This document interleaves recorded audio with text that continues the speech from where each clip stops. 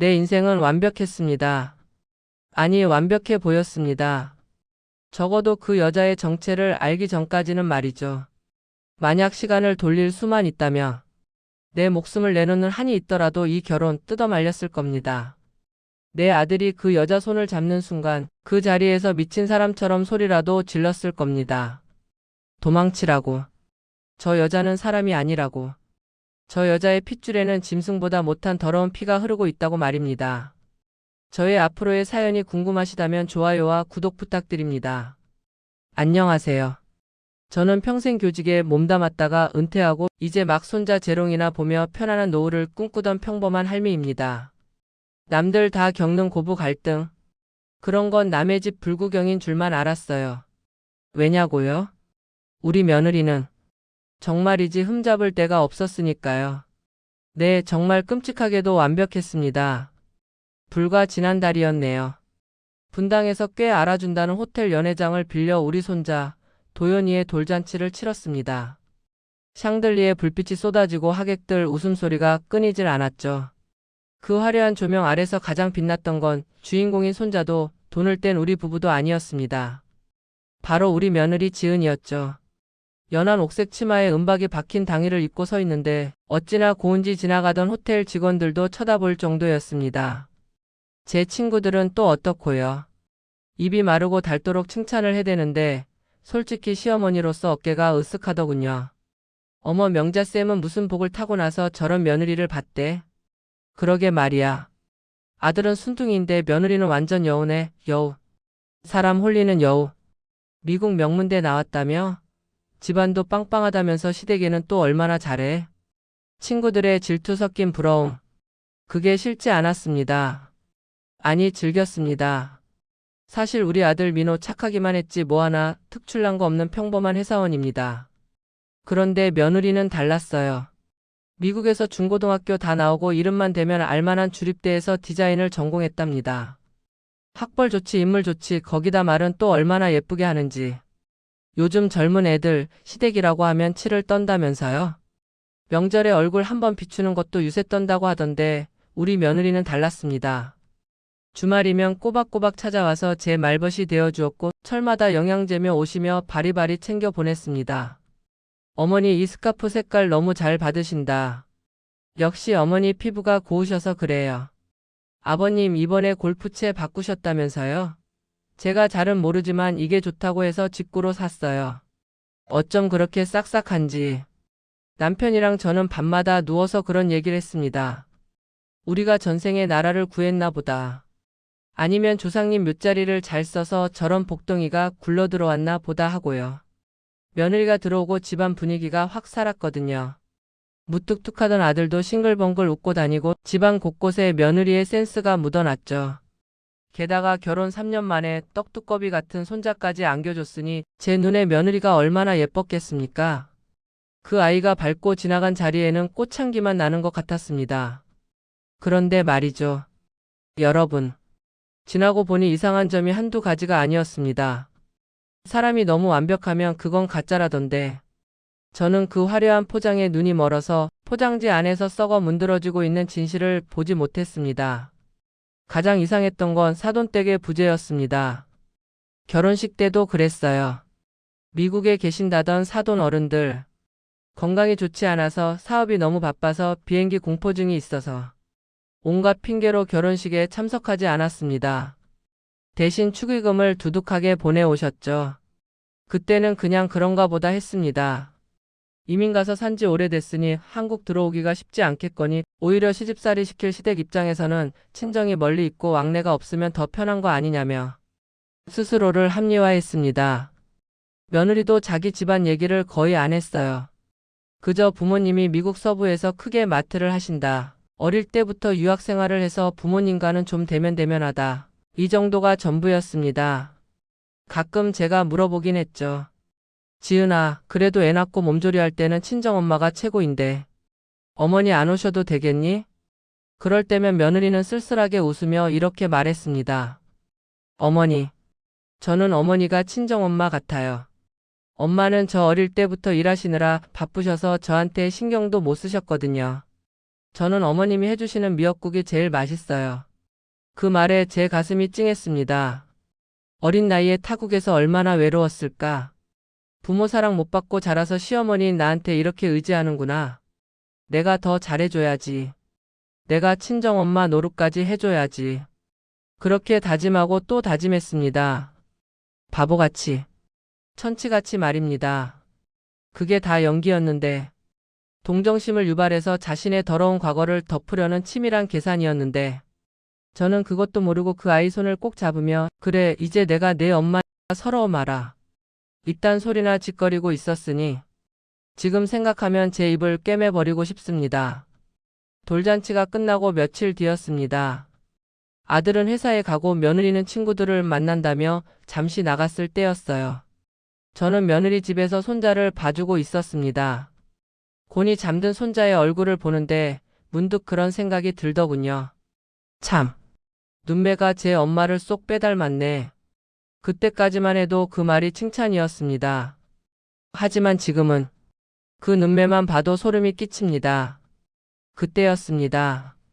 초인종이 울린 건 택배인가 싶어서 인터폰을 확인했습니다. 화면에는 낯선 중년 여성이 서 있더군요. 머리는 뽀글뽀글 파마를 했고 옷차림은 약간 촌스러웠지만 얼굴에는 묘한 도끼가 서려 있는 여자였습니다. 누구세요? 하고 물으니 대뜸 이러더군요. 여기 박지은이 집 맞죠? 나 지은이 이모 되는 사람인데. 이모? 며느리한테 이모가 있다는 얘기는 한 번도 들어본 적이 없었습니다. 친정 식구라고는 미국에 있는 부모님이 다라고 했는데 순간 머릿속이 복잡해졌지만 일단 문을 열어주었습니다. 어쨌든 며느리의 친척이라니까요. 문을 열고 들어온 여자는 집안을 쓱 훑어보더니 거실 소파에 털썩 앉더군요. 예의라고는 찾아볼 수 없는 태도였습니다. 제가 차라도 한 잔 내오려는데 그 여자가 제 등 뒤에 대고 혼잣말처럼 중얼거렸습니다. 집 좋네. 팔자 좋아 아주. 지 어미는 남의 눈에 피눈물 흘리게 해놓고 딸려는 떵떵거리고 사네. 네?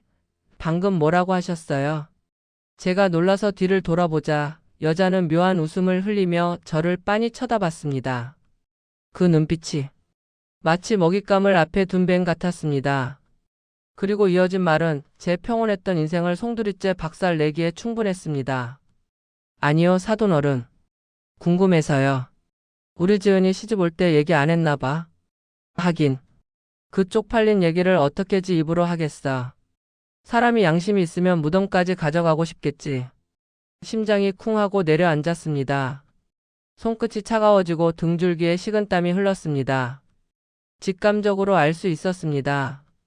지금 이 여자의 입에서 나올 이야기가 단순히 며느리의 흉이나 허물이 아니라는 것을. 어쩌면 우리 가족이 감당할 수 없는 거대한 재앙일지도 모른다는 것을요. 여자는 탁자 위에 놓인 손자의 돌사진 액자를 집어들었습니다. 그리고 손가락으로 며느리의 얼굴을 툭툭 치며 말했죠. 똑같네, 똑같아. 피는 못 속인다더니 형부 꼬연해서 언니 목 매게 만든 그년이랑 얼굴이 아주 판박이야. 형부? 언니 목을 매? 도대체 이게 무슨 소리입니까? 저는 떨리는 입술을 겨우 떼어 물었습니다. 그게 무슨 말씀이십니까? 지은이 부모님, 미국에서 사업하신다고. 그러자 여자가 콧방귀를 끼며 비릿하게 웃더군요. 사업은 무슨 야반도주한 거지. 사돈어른 아무것도 모르시는구나. 이래서 사람은 족보를 봐야 한다니까. 잘 들으세요. 대개 그 고상한 며느리, 단순히 밖에서 나와온 자식이 아니에요. 짐승들도 안 한다는 짓거리로 태어난 애라고요. 그 순간 거실의 공기가 싸늘하게 식어버렸습니다. 마치 지옥의 문이 열린 것처럼 썩은 내가 진동하는 과거의 문이 제 눈앞에서 서서히 열리고 있었습니다. 저는 귀를 막고 싶었지만 몸이 굳어 움직일 수가 없었습니다. 형부, 언니, 목을 매요. 제 입에서 나온 소리가 아닌 것 같았습니다. 마치 깊은 우물 속에서 누군가가 웅얼거리는 소리처럼 제 목소리가 아주 멀게 느껴졌거든요. 눈앞에 앉은 이 낯선 여자의 입술이 달싹거리는 게 슬로 모션처럼 보였습니다. 지금 이 여자가 무슨 말을 하는 거지? 내 며느리가, 우리 지은이가, 형부와 처제가 놀아나서 낳은 자식이라고? 그것도 모자라 본처인 언니를 자살로 몰고 간 그 더러운 불륜의 씨앗이라고? 아니, 아니야. 당신 뭐야? 당신 누구야? 저도 모르게 비명을 질렀습니다. 손자 도연이가 깜짝 놀라 으앙하고 울음을 터뜨렸지만 달래줄 정신조차 없었습니다. 저는 식탁 위에 놓인 물컵을 집어 던질 듯이 쥐고 소리쳤습니다. 당장 나가요. 어디서 말도 안 되는 소설을 쓰고 있어. 돈 뜯어내려고 왔어? 우리 며느리가 그렇게 만만해 보여? 제 반응이 격할수록 여자는 오히려 더 차분해지더군요. 마치 펄떡거리는 물고기를 내려다보는 낚시꾼처럼 싸늘하고 비릿한 미소를 머금은 채 말입니다. 여자가 혀를 쯧쯧 차며 자리에서 일어났습니다. 아이고 사돈어른. 혈압 오르시겠네. 못 믿으시겠으면 관두세요. 근데 어쩌나? 손바닥으로 하늘을 가린다고 가려지나. 지은이 걔 호적 세탁 싹 해서 미국으로 튀었을 때부터 내가 알아봤지. 언젠가 이 사단이 날 줄 알았다고. 여자는 가방을 챙겨들며 현관 쪽으로 걸어갔습니다. 그 뒷모습을 보는데 제 가슴 속에서 뜨거운 것이 울컥 치솟았습니다. 저 여자를 그냥 보내면 안 된다. 여기서 저 여자를 보내버리면 나는 평생 의심이라는 지옥 불 속에서 살게 될 거다. 진실이 무엇이든 확인해야 했습니다. 자, 잠깐만요. 거기 서봐요. 저는 헐레벌떡 뛰어가 여자의 옷소매를 붙잡았습니다. 자존심이고 체면이고 다 버렸습니다. 제 손은 사시나무 떨듯 떨리고 있었습니다. 앉아요. 앉아서 얘기해요. 대체 그게 무슨 소린지 하나도 빼놓지 말고 다 말해봐요. 여자는 못 이기는 척 다시 소파에 앉았습니다. 저는 떨리는 손으로 냉수를 한 잔 떠다 주었습니다. 물이 넘쳐서 식탁볼을 적셨지만 닦을 생각도 못했습니다. 여자는 물을 한 모금 마시고는 제 눈을 똑바로 쳐다보며 입을 열었습니다. 제가 지은이 친이모랑 친구였어요. 초등학교 동창. 그러니까 지은이 낳은 그 여자, 그 상간녀 말고. 죽은 언니 쪽 친구죠. 죽은 언니. 그 단어가 비수처럼 제 가슴에 꽂혔습니다. 30년도 더 된 일이죠. 그 집안 동네에서 꽤 알아주는 부잣집이었어요. 딸이 셋이었는데 첫째가 참 착하고 얌전했죠. 그 첫째가 대학 졸업하자마자 선봐서 결혼을 했는데 남자가 아주 훤칠하고 능력도 좋았어요. 다들 천생연분이라고 부러워했죠. 여자의 이야기는 마치 옛날 이야기처럼 술술 흘러나왔습니다. 하지만 그 내용은 막장 드라마보다 더 지독했습니다. 첫째 언니가 임신해서 친정에서 몸조리하고 있을 때였어요. 그 남편이라는 작자가 처갓집을 들락거렸는데 거기서 셋째 딸, 그러니까 처제랑 눈이 맞은 겁니다. 처제랑요? 네, 그때 처제가 갓 20살이나 됐나? 대학생이었는데 아주 끼가 다분했죠. 언니가 배불러서 끙끙거리고 있는데 형부랑 처제랑 것들이 2층 방에서 뒹굴고 난리도 아니었답니다. 저는 저도 모르게 쥐고 있던 찻잔을 놓칠 뻔했습니다. 역겨움이 목구멍까지 차올랐습니다. 짐승. 아니, 짐승도 제 가족은 건드리지 않습니다. 어떻게 사람이, 그것도 언니의 남편을, 형부가 처제를, 그걸 가족들은 몰랐답니까? 처음엔 몰랐죠. 둘이 워낙 밖으로 나돌았으니까. 그런데 꼬리가 길면 잡힌다고 결국 배가 불러오면서 사단이 난 거죠. 처제가 덜컥 임신을 해버린 겁니다. 그 뱃속에 들어선 게 바로 지금 사돈어른 댁 며느리 박지은이에요. 빙글 도는 것 같았습니다. 소파 옆에 누워 곤히 잠든 손자 녀석을 쳐다보았습니다. 저 아이의 엄마가 그런 더러운 짓거리로 태어난 생명이라니. 순간 제 며느리의 우아했던 미소가 떠올랐습니다. 그 고상한 말투, 기품 있는 행동 거지. 그 모든 것이 저 더러운 출생의 비밀을 감추기 위한 가면이었다고 생각하니 온몸에 닭살이 돋았습니다. 그럼 그 본처 언니라는 분은요? 여자의 표정이 순식간에 어두워졌습니다. 조금 전까지 비아냥거리던 말투가 사라지고 서늘한 분노가 그 자리를 채웠습니다. 충격받았죠. 남편이랑 여동생이 배신을 때렸는데 제정신일 여자가 어디 있겠어요. 친정아버지는 노발대발해서 사이놈 죽이겠다고 식칼 들고 설치고 경찰 오고 동네가 아주 발칵 뒤집혔었어요. 그런데 그 독한 연놈들이 끝까지 뻔뻔하더라고요. 사랑이라나 뭐라나 서로 없으면 죽겠다고 아이 낳아서 키우겠다고 버티는데 결국 언니가 여자는 잠시 말을 멈추고 마른 침을 삼켰습니다. 언니가 그 꼴을 다 보고 있다가 해산하고 몸도 다 안 풀린 상태에서 스스로 목을 맸어요. 자기 방에서 저는 입을 틀어막았습니다. 단말마 같은 비명이 새어나오는 걸 간신히 참았습니다. 눈앞이 캄캄해지고 숨을 쉴 수가 없었습니다. 한 여자의 한 맺힌 죽음. 그 죽음을 딛고 태어난 아이가 내 며느리라니. 내 며느리는 태어나는 순간부터 누군가의 목숨을 앗아간 저주받은 존재였던 겁니다. 그 뒤로는 집안 풍비박산 났죠. 어머니는 충격으로 쓰러져서 반신불수되고 아버지는 화병으로 돌아가시고 그 독한 연놈들은 언니 죽고 나서도 뻔뻔하게 살림 차려서 살더라고요.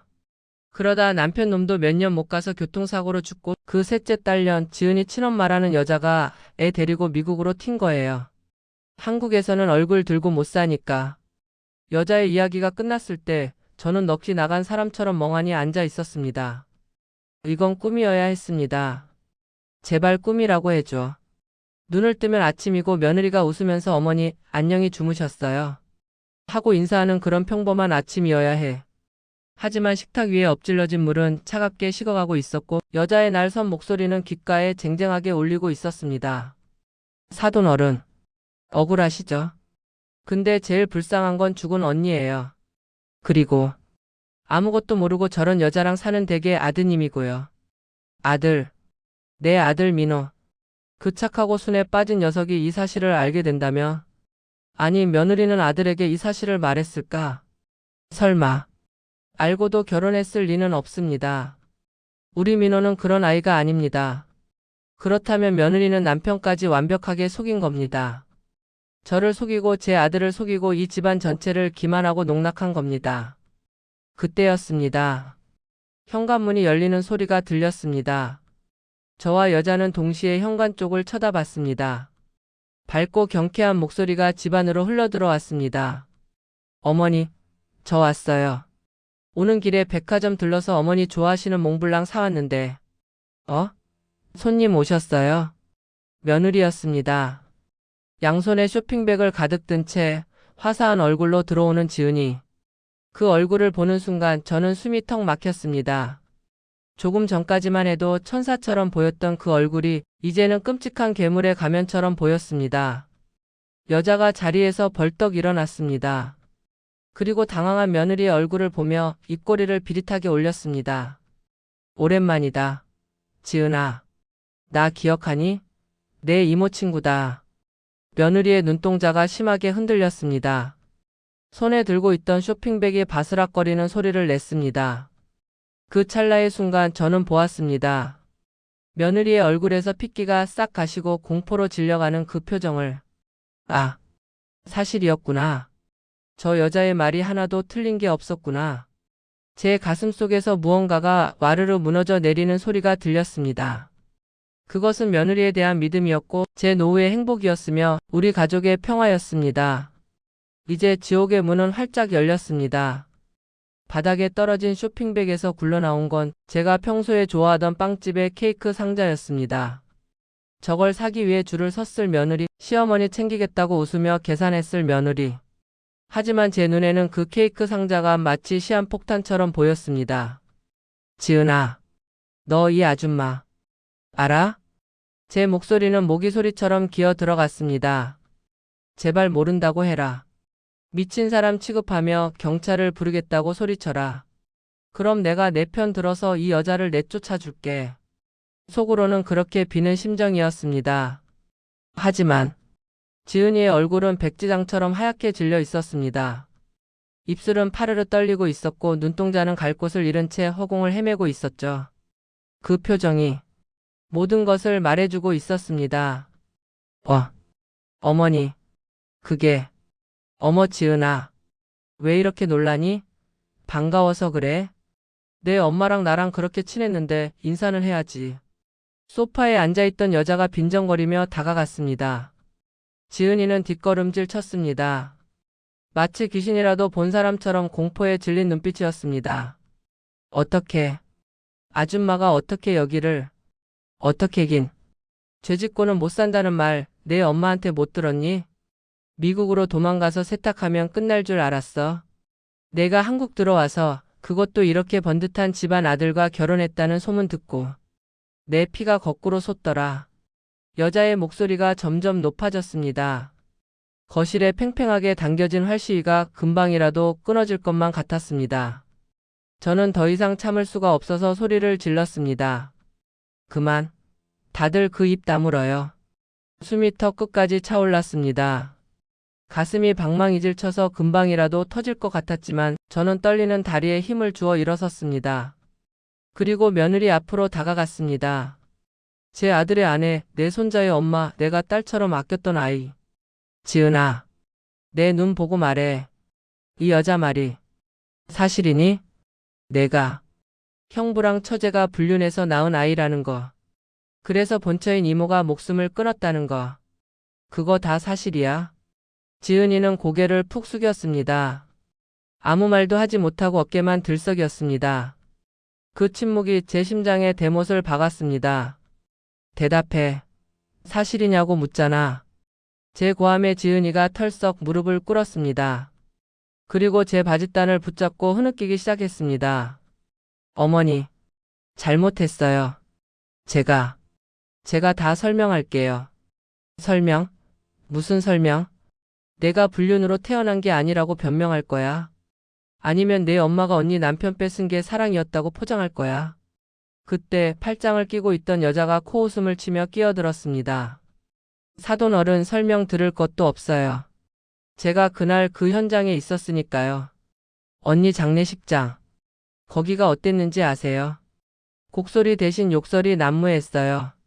지은이 외할아버지, 그러니까 칼부림 났다는 그 어르신이 상복 입은 사인원 멱살 잡고 식칼 휘두르면서 죽여버리겠다고 날뛰고 경찰 오고 난리도 아니었어요. 여자의 묘사는 지독할 정도로 생생했습니다. 더 기가 막힌 건 뭔지 아세요? 그 난리통에 지은이 친엄마라는 그녀는 구석에 숨어서 배 감싸쥐고 있더라고요. 자기 언니가 남편 때문에 목 매달아 죽었는데 자기는 그 형부 아이 가졌다고. 혹시라도 유산될까 봐 몸살이고 있었던 거죠. 그게 사람입니까? 짐승도 자기 형제 죽으면 슬퍼해요. 듣고 있는 제 귀가 썩어 문드러지는 것 같았습니다. 머릿속에 그림이 그려졌습니다. 차가운 방에서 목을 맨 여자. 그 옆방에서 배를 감싸쥐고 숨어있는 여동생. 그리고 두 여자 사이를 오가며 파국을 만든 남자. 그 지옥도 속에서 태어난 생명체가 바로 제 발 아래 무릎 꿇고 있는 며느리였습니다. 속이 메스꺼웠습니다. 구역질이 올라와서 견딜 수가 없었습니다.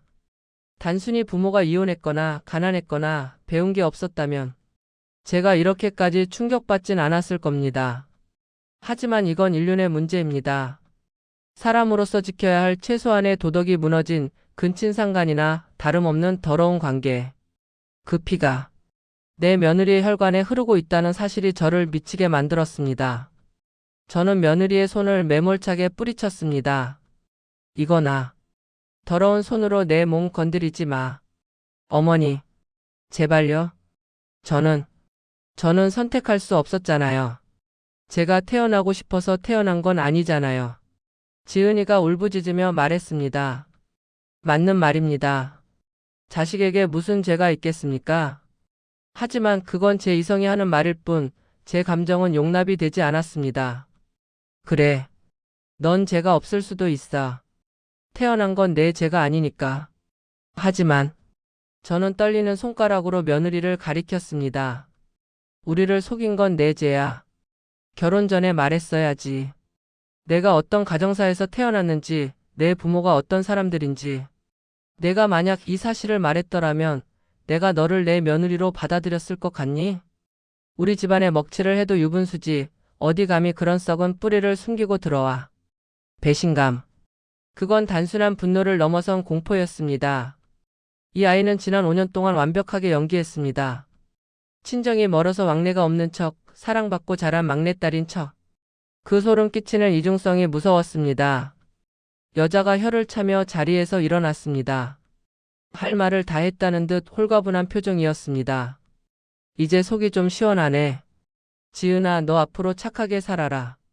내 엄마가 지은 죄 내가 다 갚는다고 생각하고 죽은 듯이 살아. 안 그러면 천벌 받는다. 여자는 현관문을 쾅 닫고 나가버렸습니다. 집안에는 저와 며느리 그리고 아무것도 모른 채 잠에서 깬 손자의 울음소리만 남았습니다. 방 안에서 들려오는 도연이의 울음소리. 평소 같았으면 우리 강아지 깼어 하며 달려갔을 텐데 발이 떨어지지 않았습니다.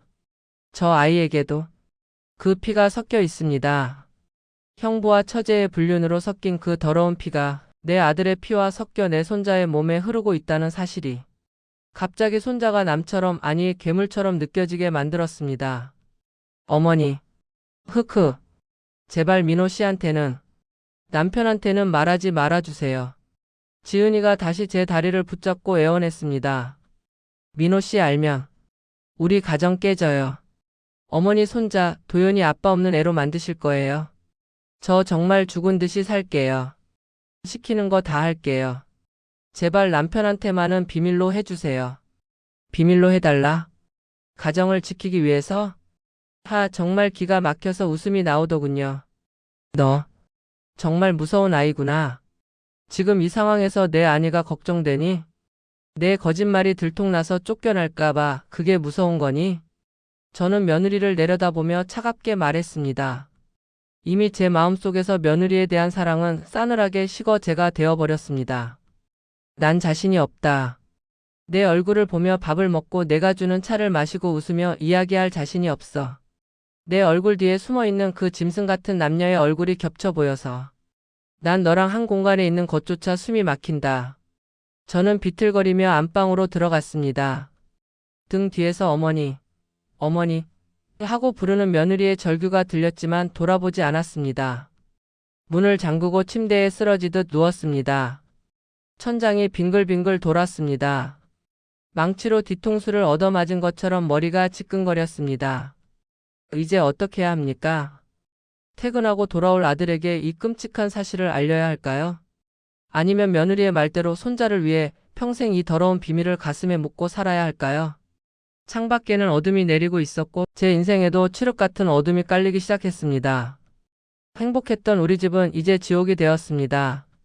지옥 같은 일주일이 지났습니다. 집안 공기가 달라졌습니다. 예전에는 현관문을 열면 은은한 디퓨저 향기가 났는데 이제는 비릿한 물비린내가 나는 것 같았습니다.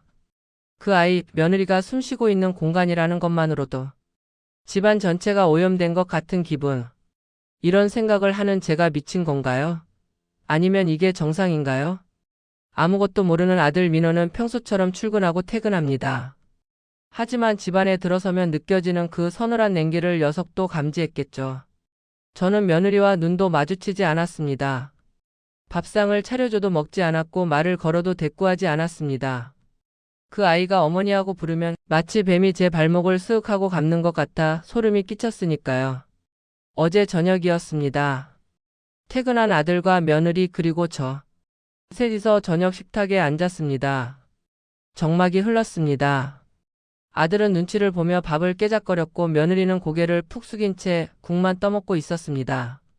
그 가식적인 모습, 속으로는 얼마나 불안할까요? 시어머니가 언제 입을 열어 제 남편에게 그 추악한 비밀을 터뜨릴지 몰라 전전긍긍하고 있겠죠. 어머니 이 갈비찜 좀 드셔보세요. 어머니 좋아하시잖아요. 며느리가 떨리는 손으로 갈비찜 하나를 제 밥그릇에 올려주려 했습니다. 순간 제 눈에는 그 젓가락질이 칼날처럼 보였습니다. 형부와 처제가 놀아나 본처를 죽게 만든 그 집안의 손길. 그 손으로 만든 음식이 내 입에 들어온다고 생각하니 역겨움이 치솟았습니다. 치워라. 제가 차갑게 말했습니다. 며느리의 손이 허공에서 멈췄습니다. 어머니, 내 밥그릇에 내 젓가락 섞지 마라. 입맛 떨어진다. 순간 며느리의 얼굴이 흑빛이 되었습니다. 그때였습니다. 참고 있던 아들이 폭발했습니다. 엄마, 도대체 며칠째 왜 그러세요? 민호가 얼굴을 붉히며 소리쳤습니다. 지은이가 뭘 그렇게 잘못했어요? 아니, 며칠 전만 해도 세상에 없는 며느리라면서요. 딸 같다면서요. 근데 갑자기 사람 취급도 안 하고 투명 인간 취급하고 애가 눈치 보느라 밥도 못 먹고 말라가는 거 안 보이세요? 아들은 며느리를 감싸고 돌았습니다. 제 아내 어깨를 감싸 안으며 저를 원망스럽게 쳐다보는데 그 모습이 그렇게 가엾고 또 그렇게 미울 수가 없었습니다. 이 멍청한 놈아. 내가 지금 감싸고 있는 여자가 누군지나 아니? 내가 목숨처럼 사랑하는 그 여자가 어떤 시궁창에서 태어난 여자인지 알기나 해? 목구멍까지 차오른 진실을 꿀꺽 삼키느라 제 속은 시커멓게 타들어갔습니다. 민호야, 너는 빠져라. 내가 쟤한테 할 말이 있어서 그러는 거다. 무슨 할 말이요? 저랑 같이 들어요. 부부 일심동체라면서요. 지은이한테 할 말이면 저한테도 하세요. 아들의 당당한 태도에 며느리가 사색이 되어 아들 옷자락을 잡아 끌었습니다. 여보 하지 마. 내가 잘못해서 그래. 어머니 화나실 만해. 그러니까 그만해요. 며느리는 필사적이었습니다. 제발 비밀만은 지켜달라는 듯 저를 향해 애원하는 눈빛을 보내고 있었죠. 그 눈빛을 보는데 문득 겹쳐 보이는 얼굴이 있었습니다. 며칠 전 찾아왔던 그 이모라는 여자가 말했던 언니가 목 매달 때 옆방에 숨어있던 처제. 바로 며느리의 친어머니 얼굴이 며느리의 얼굴 위로 오버랩되는 것 같았습니다. 제 눈앞이 흐릿해지면서 환각 같은 게 보였습니다. 며느리의 얌전한 얼굴이 일그러지더니 형부의 품에 안겨 교태를 부리는 여자의 얼굴로 변해 보였습니다. 언니는 죽든 말든 우리 사랑이 중요해라고 속삭이는 악마의 얼굴. 그 더러운 피가 지금 내 앞에 앉아있는 겁니다. 저는 신음을 내뱉으며 가슴을 부여잡았습니다. 엄마 왜 그래요? 아들이 놀라서 달려왔지만 저는 아들을 밀쳐냈습니다. 그리고 며느리를 향해 손가락질하며 소리쳤습니다. 저리 가. 내 아들 옆에서 떨어져. 너 같은 게 감히 우리 집안에 들어와? 내 몸속에 흐르는 그 더러운 피가. 나는 무서워 죽겠다. 내가 낳은 도연이 보는 것도 소름 끼쳐서 미치겠다고. 엄마, 그게 무슨 말이에요? 더러운 피라니요. 도연이가 소름 끼친다니요.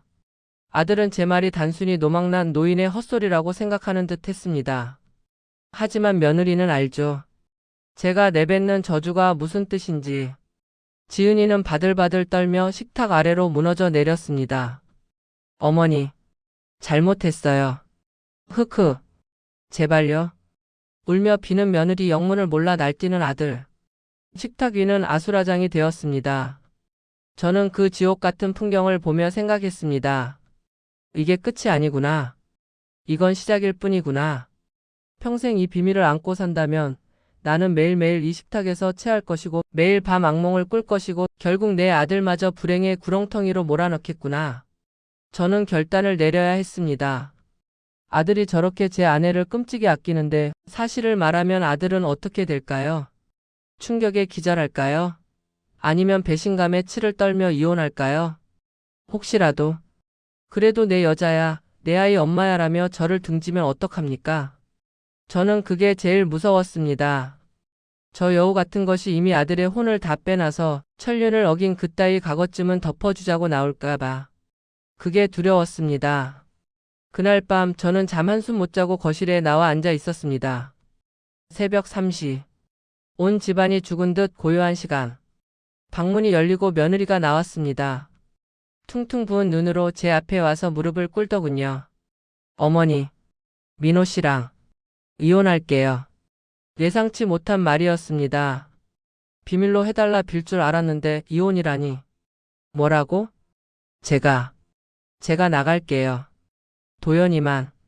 도연이만 제가 키우게 해주세요. 민호 씨한테는 그냥 성격 차이라고 할게요. 제가 나쁜 년 돼서 나갈게요. 그러니까 제발 제 출생에 대해서는 민호 씨한테 말하지 말아주세요. 그 사람이 절 경멸하는 눈빛으로 보는 건 죽기보다 싫어요. 며느리는 바닥에 머리를 찌우며 오열했습니다. 자신의 치부가 드러나는 것이 죽기보다 싫다는 여자. 남편의 사랑을 잃는 것이 가장 두렵다는 여자. 그 모습이 참으로 아이러니하게도 사랑에 미쳐 언니를 배신한 제 엄마와 닮아 있었습니다. 그 지독한 사랑 타령마저 유전인 걸까요? 저는 차갑게 식은 눈으로 며느리를 내려다 보았습니다. 이혼하겠다. 그래, 그게 맞지. 하지만 내 손자는? 그 더러운 피를 이어받았다고 해도 내 핏줄인 도연이는? 그 아이를 저 여자 손에 맡겨서 미국으로 보내? 또다시 제2의 박지은을 만들라고? 누구 마음대로. 제 입에서 서늘한 목소리가 튀어나갔습니다. 누구 마음대로 이혼을 하고 누구 마음대로 내 손자를 데려가? 넌 못 간다. 아니, 가려거든 내 몸뚱이만 나가라. 내 손자는 털끝 하나 못 건드려. 어머니, 선택해라. 내 아들에게 사실대로 다 말하고 쫓겨날지 아니면 평생 이 집에서 죄인처럼 하녀처럼 입 닥치고 살면서 죗값을 치를지. 내가 너를 용서해서가 아니다. 내 아들이 받을 상처가 무서워서 내 손자가 불쌍해서 기회를 주는 거야. 제 말에 며느리의 눈동자가 흔들렸습니다. 이건 자비가 아니었습니다. 형벌이었습니다. 평생 시어머니의 경멸을 받으며 남편을 속이고 살아야 하는 감옥. 그 감옥에 스스로 걸어 들어갈 것인지 물은 겁니다. 과연 며느리는 어떤 선택을 했을까요? 그리고 저는 정말 이 비밀을 무덤까지 가져갈 수 있을까요?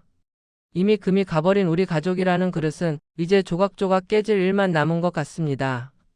그날 밤 이후 우리 집에는 기이한 평화가 찾아왔습니다. 아니, 평화라기보다는 휴전이라고 하는 게 맞겠네요. 언제 터질지 모르는 시한폭탄을 식탁 아래 붙여놓고 아무 일 없는 척 밥을 먹고 웃어야 하는 살얼음판 같은 일상이 시작된 겁니다. 며느리는 제 제안을 받아들였습니다. 아니, 선택의 여지가 없었겠죠. 남편에게 버림받고 손자까지 뺏기는 것보다는 차라리 시어머니라는 간수 감시하에 무기징역수로 사는 게 낫다고 판단했을 테니까요. 며느리는 변했습니다. 예전에 그 살갑고 애교 많던 딸 같은 며느리는 죽었습니다. 이제 그 자리에는 그림자처럼 움직이는 가사 도우미 같은 여자만 남았습니다. 아침 일찍 일어나 밥상을 차리고 제가 거실에 나오면 슬그머니 부엌 구석으로 몸을 숨깁니다. 눈도 마주치지 않고 어머니 소리도 하지 않습니다. 그저 네, 알겠습니다 라는 짧은 대답뿐입니다. 아들 민호는 이 상황을 그저 고부 갈등의 연장선으로만 알고 있습니다. 제가 갑자기 며느리를 잡는다고 생각해서 저한테 서운한 기색이 역력하죠. 엄마, 지은이가 요즘 얼마나 기죽어 있는 줄 아세요? 집에서 숨도 못 쉬는 것 같아. 엄마 좀 적당히 하세요, 네? 아들이 며느리를 감싸며 저에게 볼멘 소리를 할 때면 제 속에서는 천불이 납니다. 이 멍청한 놈아. 내가 널 위해서 이러는 거야. 저 여자가 어떤 여자인지 알면 넌 기절 초풍할 거다. 라고 소리치고 싶지만 입술을 꽉 깨물고 참습니다. 그럴 때마다 며느리의 눈을 쳐다봅니다. 그러면 며느리는 화들짝 놀라 고개를 숙입니다. 아들에게 진실이 밝혀지는 순간 자신의 인생도 끝장이라는 걸 누구보다 잘 아니까요. 그 비겁한 침묵이 우리 가족을 지탱하고 있는 유일한 끈이라는 게 참으로 비참합니다. 가장 힘든 건 손자 도연이를 볼 때입니다. 아무것도 모르는 아이는 할머니를 보면 방긋방긋 웃습니다. 그 천사 같은 얼굴을 보면서 저는 하루에도 수십 번씩 천국과 지옥을 오갑니다. 그래, 애가 무슨 죄가 있나. 이렇게 예쁜 내 핏줄인데. 하며 안아주다가도 문득 아이의 눈망울에서 그 상간녀의 눈빛이 스치면 저도 모르게 아이를 밀어내게 됩니다.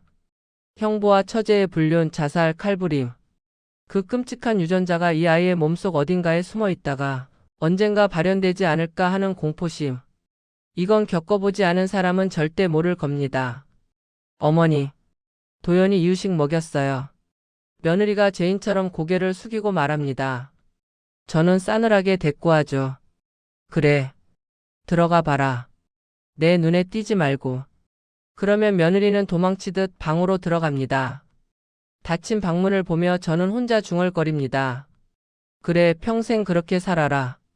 숨죽이고 죄인처럼. 내가 감히 속인 대가가 얼마나 혹독한지 뼈저리게 느끼면서 살아. 하지만 여러분, 통쾌하냐고요? 시원하냐고요? 아니요. 복수라는 게 참 허망합디다. 며느리를 괴롭히면 괴롭힐수록 제 마음도 썩어 들어갑니다. 사랑했던 며느리를 혐오해야 하는 고통, 착한 아들을 평생 속여야 하는 죄책감. 이 모든 지옥을 저 혼자 짊어지고 가야 한다는 외로움이 저를 갉아먹고 있습니다. 가끔 밤에 잠이 안 올 때면 생각합니다. 차라리 그때 그 이모라는 여자가 찾아왔을 때 문을 열어주지 말걸. 아니, 며느리가 결혼하겠다고 데려왔을 때 뒷조사라도 철저히 해볼걸.